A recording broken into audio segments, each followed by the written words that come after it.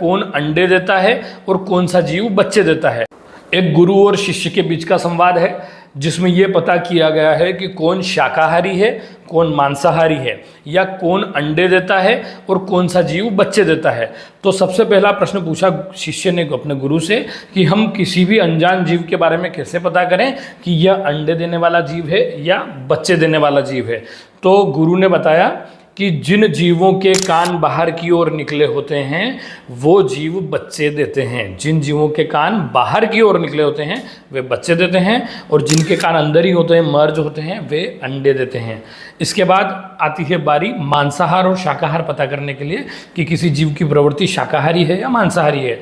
तो जिन जीवों की आंखें गोल होती है, राउंड होती है, वे जीव मांसाहारी होते हैं, जैसे शेर, बिल्ली, कुत्ता, गीदड़ एक्सेट्रा। लेकिन जिन जीवों की आंखें लंबाई लिए होती है, जैसे मनुष्य की आंखें, गाय, इनकी आंखें, भैंस की आंखें, इस प्रकार से इन जीवों की आंखें लंबाई लिए होती है, तो ये शाकाहारी होते हैं।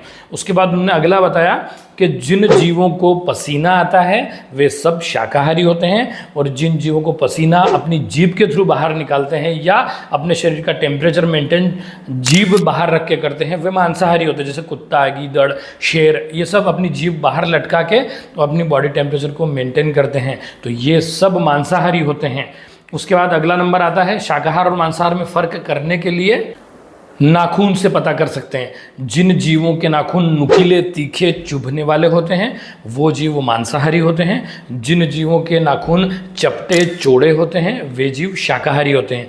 चपटे, चौड़े मतलब घोड़े के नाखून, हाथी के नाखून, इंसानों के नाखून, इस प्रकार से गाय, बैल, बकरी, इन सब के नाखून चौड़े होते हैं, ये जीव शाकाहारी होते हैं। नमस्कार।